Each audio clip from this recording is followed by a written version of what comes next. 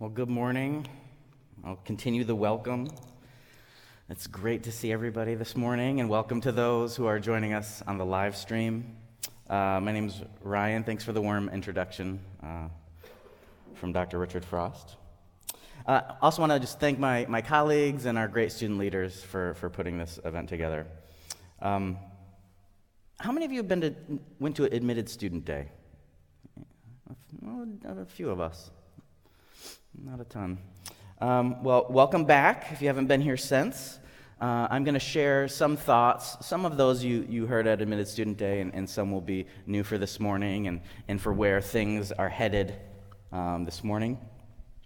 I do want to say it seems like we're trying to empathize with the parents this morning and talking about sending your child off to college, and I think I can do my best to do that as well, to say that I did also recently send my oldest son, James, off to school.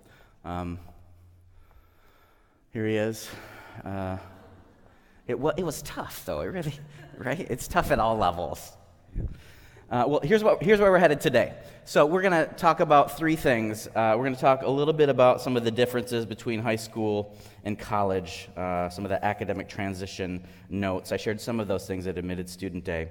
We'll talk about some of the surprises related to academic majors, and then we'll kind of set the stage for the rest of the day and talk a little bit about Hope's curriculum, a little bit about what to expect out of the advising process. There's like a whole building, Martha Miller, there's a whole building full of people waiting for you this morning, faculty and staff and student leaders waiting to talk with you and support you and answer your questions. So we'll get to that as soon as we can. The reason we like to start with this academic transition information is because students who come to Hope, well, they tell us that that their experience here wasn't always exactly what they experienced in high school, that some of the ways of learning were a little bit different than what was expected before. And the first one, I'm going to share a handful of those. The first one, I think this is actually the biggest one. I shared this previously with some of you. So when you're in high school, you're in class all day long, right? You're in class, well, not everyone, but most of you you're in class a big chunk of the day, and then at home you're kind of expected to do a smaller amount of coursework. Well, in college, those are flipped. So you're in class a smaller chunk of the day in most cases, but you're expected to do a much larger chunk of time on your homework. And so the class time and study time expectations are flipped. And that is one of the biggest differences. It's very easy to explain. It's kind of easy to understand, but it really is huge. Because you might get your schedule from us, your first college schedule from us, and at the end of July, and you'll look and you'll be like, oh, I have a class at 9 a.m., and then I have a class at 1 p.m. Like, awesome, right? I can play Madden, I can take naps, I can hit the beach, and you can do those things, and we'll do those things, right? But we're kind of thinking you're going to be doing work also during some of those times. So that takes some getting used to. Current students, am I speaking truth here? Yeah. So this is a big part of the transition. Another part is students are expected to read and know the material not covered in class.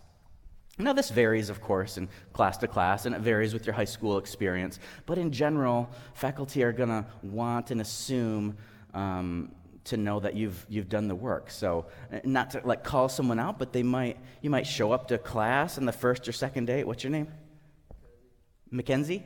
And they might say, hey, Mackenzie, what did you think about what the author shared with the perspectives on the context with which Shakespeare was writing and the influence with such and such play? And if you didn't do the reading, you would be, it'd be kind of like deer in headlights. So there's an expectation that you're doing some of this pre-work, some of this pre-knowledge, and are showing up and are ready to contribute. Third, beyond memorization, students are expected to make connections and interact with material, not just absorb it passively or spit back memorized information only. We'll be seeking meaning in much of what we do. And to demonstrate this, I'm going to give you a pop quiz. Okay, so flip over something you can write on. I'm not joking. This is your first quiz, right?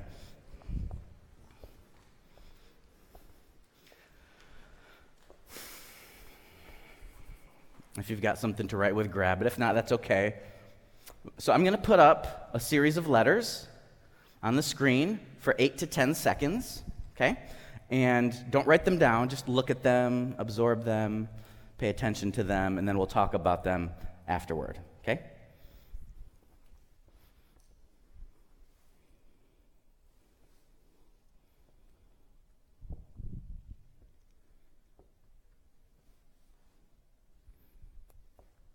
Okay, now write them down.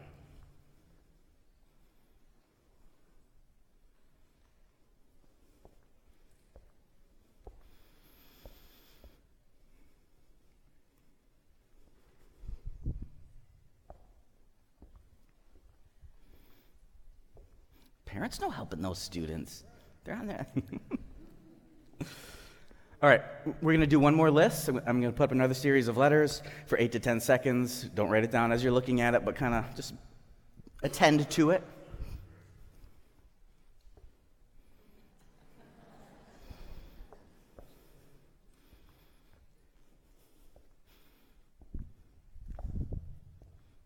And try to jot that list down.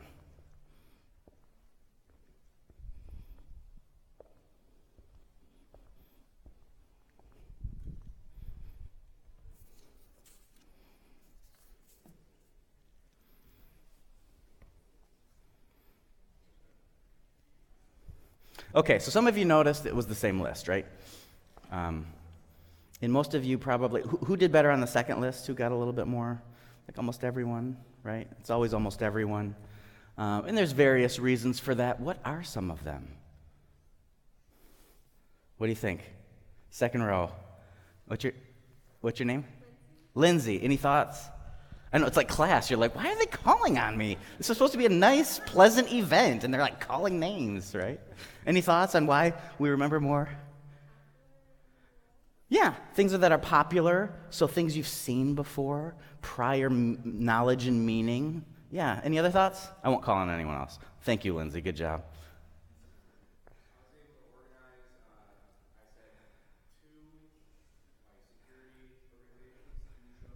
Yes. Wonderful. Yes. So what's your name? Bryce. So Bryce organized them into meaningful chunks. So you see security, you might see cable stations, back to that meaning that Lindsey mentioned. You might also notice there's fewer lines. One has 6, the next has 5. They're all in 3s. So there's a variety of reasons, and you guys hit them. It's basically organization and meaning. My point being that we want to seek for meaning. We don't just want basic information. So you're going to take some classes at Hope, for example, that are called interdisciplinary, that try to that utilize multiple disciplines, different types of academic courses, and they may ask you to apply that information. So you might be asked not just to memorize a certain type or certain types of chemical compounds.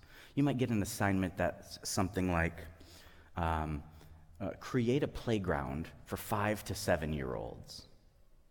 So now you need to talk about like physiology. How big are they? How much do they weigh? What kind of movements can they do? What kind of coordination do they have? Some psychology. Well, what are they like? What do they like? Right? And then you also need to start moving into the engineering, the materials, the compounds, and all kinds of things. So you may have some upper level kind of projects like that where you're working with meaning. Number 4, the speed with which material is covered is often faster than before. Cramming is less successful. If you're here, we know you're bright. You got into Hope. You're coming. Some of you may have gotten away in the past with being able to just brush up a little bit the night before or moments before an exam. Well, that starts to be a little less helpful and successful in college. And number 5, this one always makes some folks a little nervous. Some professors don't check up on you for everything. Okay? Some do. I'm kind of a checker-upper. but some don't. And what I mean by that, for example, is you might be used to always being able to make things up or have people help remind you of stuff. And you might have a professor where you are ill or for whatever, or sleep through, or for whatever reason you miss a test. And this professor may simply write down a 0 because when they look through the test grades, they don't have one for you. So you got a 0, and they write down a 0 in their grade book, and that's the end of it for the professor. They don't contact you to remind you, to let you know that you didn't take the test, or contact you to rearrange a time for you to take the test. They just wrote down a 0. Now, some will, especially in the first year types of courses, will kind of work with you and remind you and check in with you. But the point is, you are in charge now of your own academic record, knowing what's going on, keeping your own calendar, knowing when things are happening and following up with them. And it's good because you'll grow as you'll just grow as a learner and as an adult as you continue to own those things more and more. So now that I've made you nervous, I'll just remind you that you can do it. There's lots of sources of support. We have a very supportive faculty. You'll have an academic advisor you meet with regularly. We have all kinds of resources at Hope that are available to you, an academic success center with free tutoring, a writing center that will advise you on your writing process, and of course, you still have your own network of family and friends to support you, and many of them are here today. So there are some differences. There are some common differences with that high school to college transition. But they're good. They're good. Your learning will be rich, and it will go deep, and you will own it, and you can do it. All right, so we're going to shift gears a little bit. I want to spend a little bit of time on talking about academic majors, because often when we go the rest of this day, and some of you have already looked at the registration materials. Who's already taken a look at them at least a little bit? A lot of us, about half of us. When you go to make those kind of registration choices and some of your thoughts, often it can feel like you need to know everything. Well, I'm not going to take chemistry unless I'm going to be a doctor, so I need to know now if I'm going to be a doctor in 15 years. And so you'll start to put this kind of pressure, I have to know everything before I do anything. And so I do this next session to kind of dispel some myths about academic majors and their relationships to career. First, I just want to recognize student context, okay? Students, how many of you have been hearing these questions for the last couple years? Right? Where are you going to go to college? What are you going to major in? Lindsey, where are you going to go to college? What are you going to major in? Mackenzie, where are you going to go to college? What are you going to major in? Right? Who's been asked these at least 10 times in the last, right? Most of you. So, and then you start to get advice, right? Lindsey, business degree is a good practical option, right? Get a job with one of those. Jobs are good, yeah? And then you might get other advice but Lindsey, you got to do what you love, because if you're not doing what you love, what are you really doing, right? And then we find out that, oh, geez, Lindsey likes art, you guys. All right, I take back the last bit. What are you going to do with the art degree, Lindsey? Come on. So you start to get this advice. Some of you have some kind of family hopes or expectations, maybe to be the first lawyer or the first doctor or the next lawyer or the next doctor, right? Now, I'm not saying these questions are good or bad. I'm just recognizing that, students, I know you've been asked these questions. I know you've heard a lot of this stuff, and I know that in some of you it produces anxiety, right? Now, the people asking you these questions love you, and they care for you. That's why they're asking. They want you to be successful. They want you to kind of follow your own path in many cases. So I think we ask ourselves these questions. We ask each other these questions, often with good intent. I'm just recognizing that they may come to you, and it may bring you a little bit of anxiety. And I'm hoping that the next piece we do will help reduce that anxiety a little bit as we see some surprising information in relationship to majors and careers. So we're going to take a look at a handful of really successful people You've seen some of these maybe at a new student advising day. It's not the full same folks. But so first I want to start with Chad Hurley, co-founder, CEO of YouTube. Okay? What's your name? Lydia. Lydia, have you heard of YouTube? Yes. It's a video sharing platform on the internet. Yes, Lydia's heard of YouTube. For those that didn't know, it's a video sharing platform on the internet. I'm joking. I know you know what YouTube is. So he started it. He ran it, not for that long. And then in 2006, he sold it to Google for almost $2 billion. And I heard that his parents are proud. Right? Yeah. So what do you think he majored in?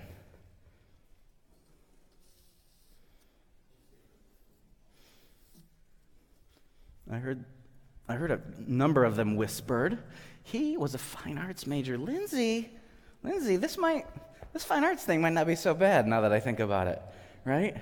Well, you know what? YouTube isn't the most complex coding.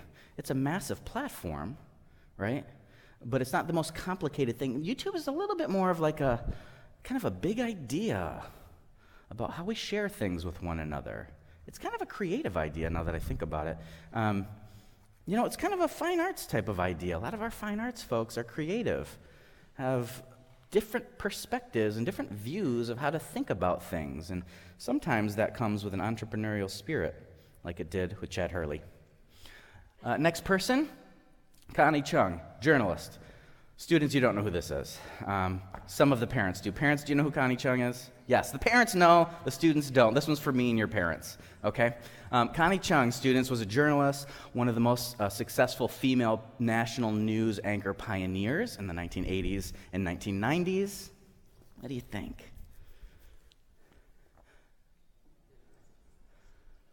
She was a journalism major. You're like, okay, now I'm reverse tricking you, right? You're like, it's not that, anything but that one. No, because sometimes people know what they want to do. They've known for a long time. They plan to do it. They pursue it. They're successful, and it goes well, and life is good, and that is kind of Connie Chung's professional story. She studied what she wanted to study, and she pursued it, and she was successful in it, and that will be the case for some of you here. It tends to kind of be a smaller percentage of the population. We'll come back to that, actually, in just about 1 minute. Next person, J.K. Rowling, author of Harry Potter. I'm sure everyone's heard of Harry Potter. She was a double major. You can hardly go wrong, right? You have pretty good odds of guessing one of them. She credits some of her study with helping her write the world of Harry Potter. I'm giving you lots of hints. What do you think? Classics. I heard classics, I heard English. She was classics in French. If you said classics in English on my test, you'd get 1.5 out of 2. Because with English and French, we're talking about like literature and language, right? That kind of development that would be helpful for any writer. And then classics, yes, this study of ancient cultures and languages. Who's read any Harry Potter or seen any Harry Potter movies? So most of us, looks like, have seen something. There's a lot of Latin and messed up Latin. So she uses some Latin words, probably from some of her classics knowledge, and also takes some Latin and kind of mixes it up a little bit and makes it her own. But a lot of spells and names in her work come from these Latin roots. The last person I'm going to reference, Thurgood Marshall, lawyer, first African American to serve on the Supreme Court. Perhaps like some of the parents, kind of started in one thing and then did a different thing. I've done a couple different things. He did a couple different things. Both of those things are recognized on here. He started in dentistry and then went into law.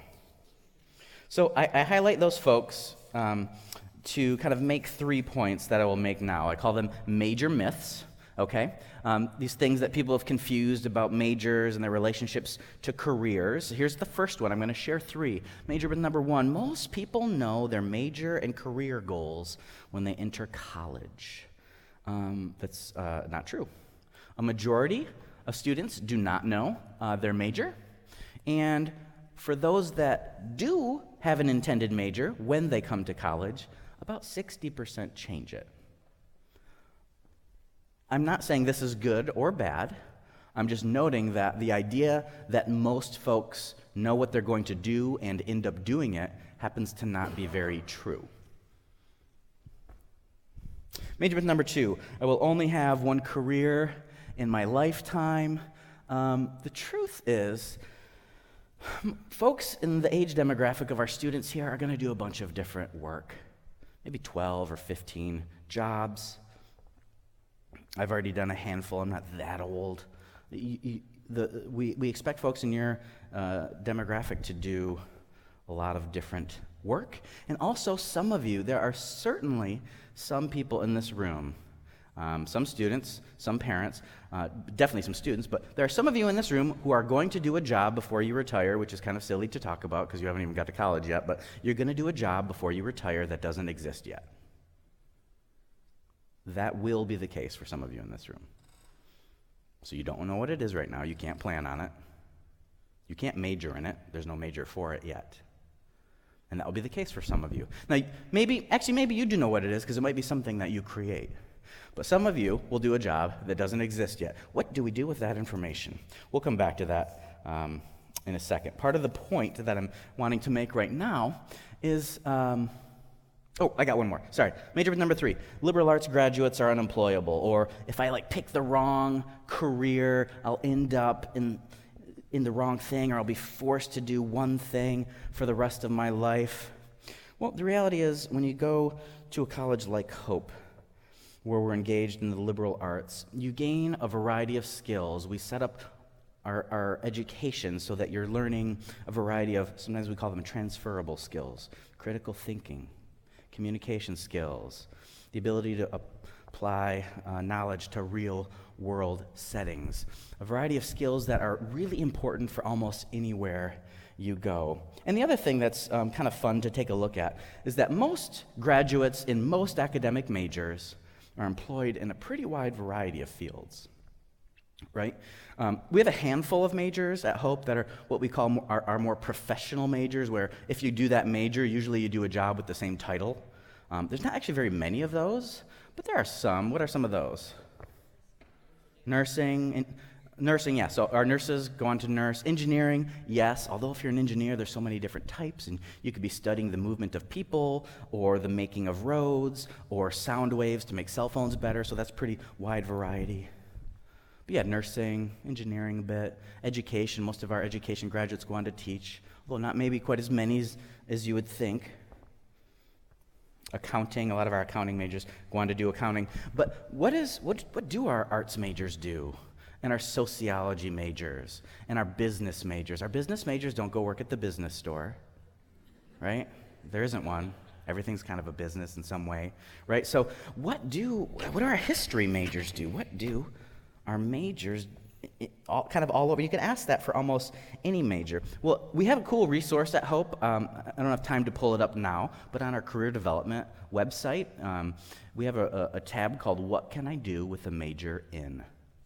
And if you pull it up, click on the major. It only takes 60 seconds to answer the question, what can I do with a major in? That's often a kind of a stressful question. It's actually really easy to answer. You click on some of our majors here on that resource, and you'll see the types of work that people tend to do. You'll also see a list of different specific jobs current Hope Hope alumni from that department are doing. So if you click on the psychology, what can I do with a major in? You'll see specific work around the country that Hope psychology grads are doing. So you can really answer that question pretty quick. And I'd encourage you, if you're interested in that question, what can I do with a major in, that you check that out. All right, so part of my point here is to just note that academic majors are not equivalent to jobs, right? They are contributors, they're very important, but they're not identical. And I want to cite some data from someone that's not me. So I'm going to show you some survey results. It's the longest survey title of survey results I ever show. It is the National Survey of Employers on College Learning and Graduates Work Readiness Survey. Basically what it is colleges asked many employers, what do you want us to do with students? What do you want more of? How do we make our students more hireable for you? And this is what they said. The employers say these are their top things. There's lots of other stuff on this list. These are all the highest ones. Communication skills, critical thinking, being able to apply knowledge to real-world settings, complex problem solving, ethical decision-making, collaboration, creativity, concepts and developments in science and technology. So a lot of these are those transferable skills that we just talked about earlier. So let's also take a look at Hope graduates, kind of see how we're doing. So here's some recent data from our class of 2015. 95% of the workforce was, after graduation, was in either graduate school or employed 6 months after graduation. So people are doing well. They're moving on to their next step. And the other thing I want to point out right here is we also survey all of those alumni at that 6 months point after graduation and ask them, what contributed to your next thing? How did you get that job? What were the biggest factors that contributed to you getting that job? Their top 3 things that our alums say. Number 1, communication skills. That's also what the employer said. That was their number 1, right? It's kind of like, well, that's kind of boring, right? Like, that's number 1 for everything? Well, apparently that's really, really important and vital, and you will get a lot of work on that while you are at Hope. Number 2 is their academic major, so you see the importance of the major there. And number 3 is internships, so those experiences outside of the classroom. I also want to kind of pause here to just know. So I've spent some time talking about majors, some surprises with majors and careers. We'll invest lots of time thinking and talking with you and planning with you about your academic major, about your future profession. But I also just want to point out that we also will talk about other things that we view as maybe a little more encompassing, a little larger and deeper, that include your major, that include your career, but are not synonymous. So sometimes at Hope, you might hear people use the language of calling or vocation. Some will talk about finding a sense of purpose. Sometimes you might see this quote used. It's often used here. It's from a Presbyterian theologian named Frederick Buechner. The place God calls you is the place where your deep gladness and the world's deep hunger meet. Kind of like connecting your sense of who you are, what you're good at, with the opportunities and needs around you and in the world. And we'll help you think through those kinds of things. We'll help you think about, like, what do you love doing? What are your interests? What are your strengths? And if you're not sure what those are, we have a lot of resources and activities to help you kind of reflect and explore those. Or if you already have a sense of what those are, we'll help you think about how to apply them contextually in academics and in work experiences while you are at Hope. We partly do that. We partly talk so much about this. You've maybe heard me, this is I talk a lot about kind of finding your fit. Anytime you come to hear me, or if you take one of my classes, that'll probably be some part of it. And part of it is so we don't feel like this, right, when we go to make our decisions. Like, well, I always said I'd be a dentist. I don't even know if I really want to, but I said it, so I think I'll just kind of stick with it. Well, that might be fine. I would encourage you, if you're thinking something, to, explore it. Keep going down it. But we want you to find a fit.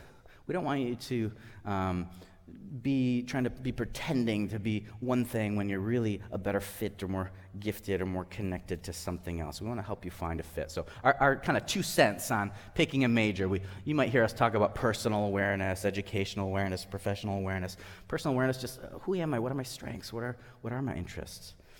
Educational and professional awareness, well, what fields meet my interests? What are the experiences I can do to test them? What are the opportunities?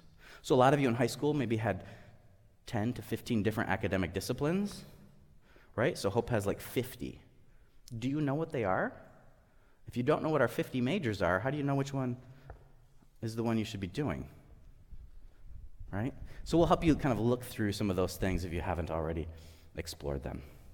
All right, last up, the third kind of piece of information I want to share. I want to talk a little bit about Hope's curriculum and a little bit about the registration process in general and for the rest of today.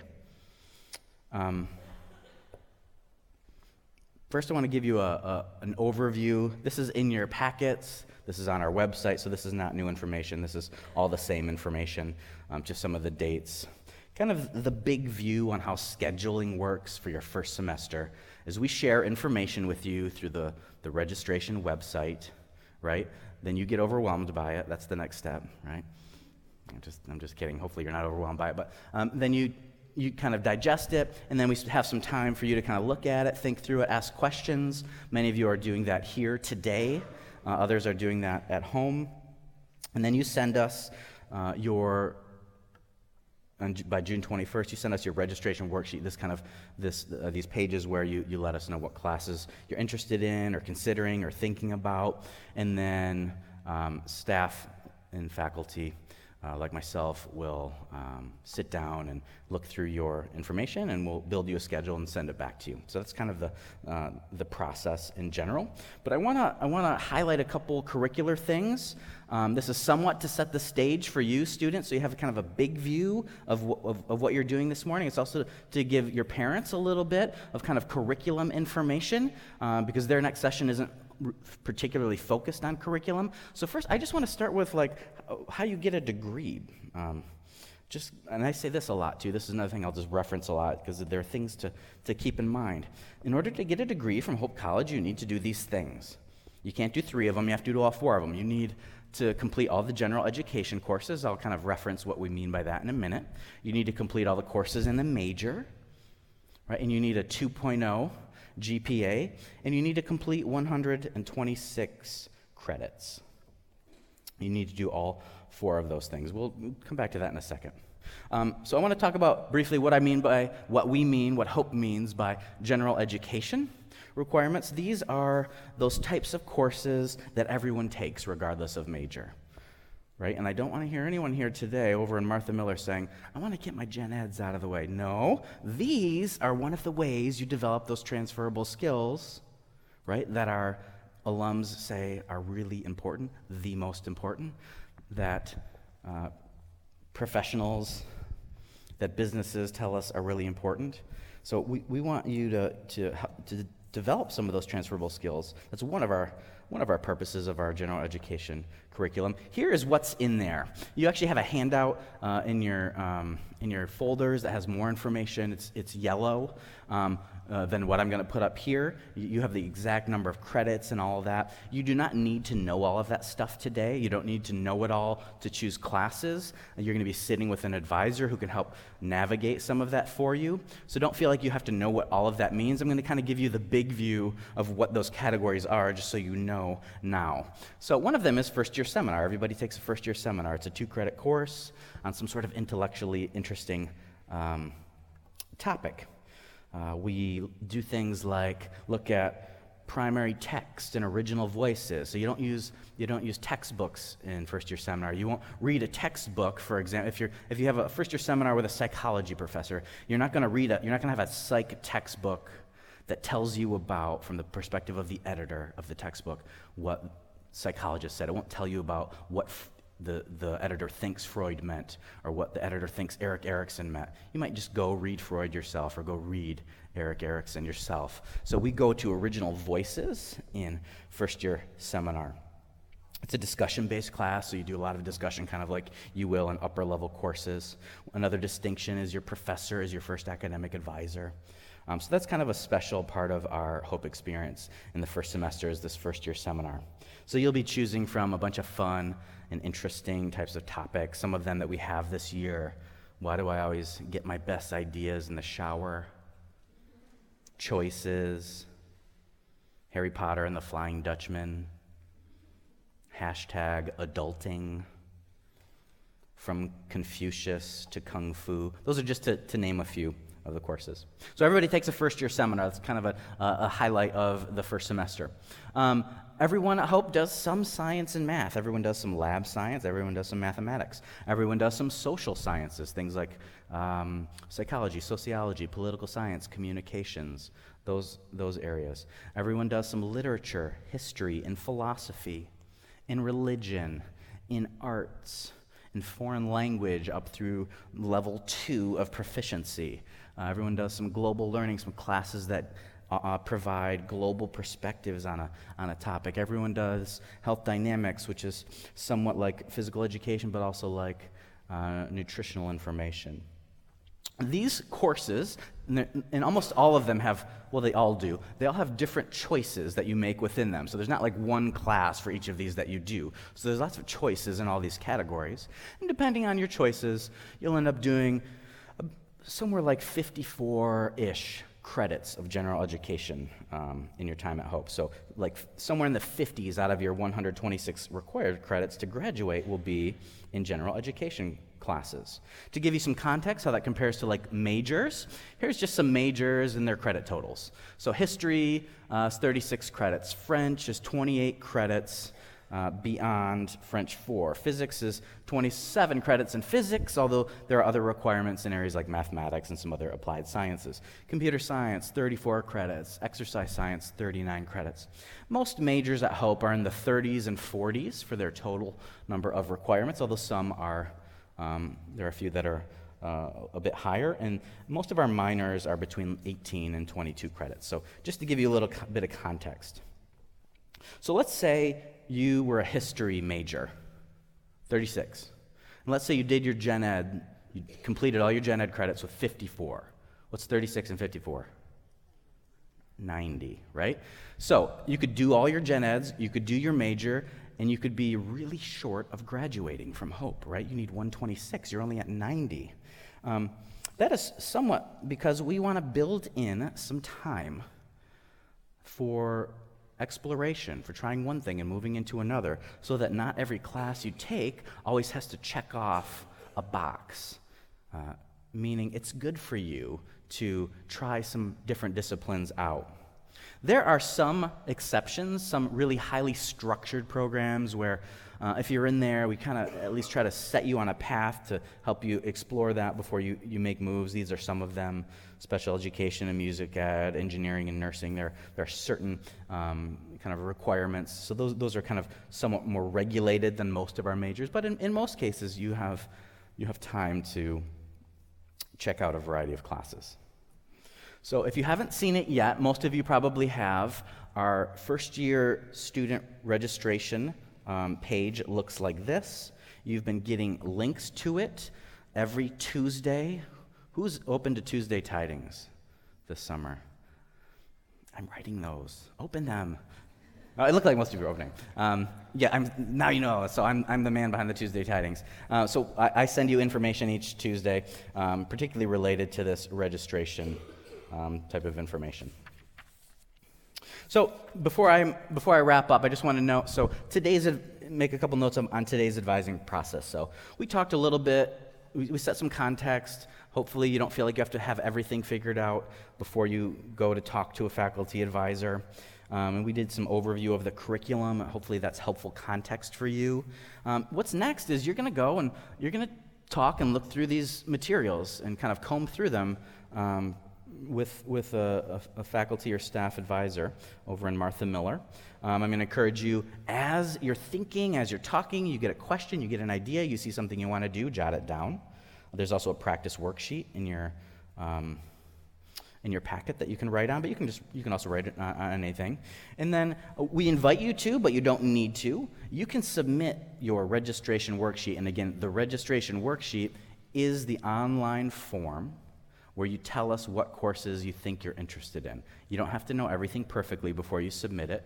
If you're kind of sure, it's a good place to be. You can submit it. You can also go back in later after you submit it and make changes up until June 21. So you can submit that today in our computer lab. There'll be people over in the computer lab to help you, but you do not need to. You can also just wait and do it anytime between today and June 21. But I'd encourage you, if you're kind of getting close, just submit it, get it done. If you want to go back in there later, you can go back in there and make changes. Well, that's all I have for you this morning. I'm going to welcome back up Chris Bowl. He's going to help kind of direct where everybody's going, and I will see you in Martha Miller.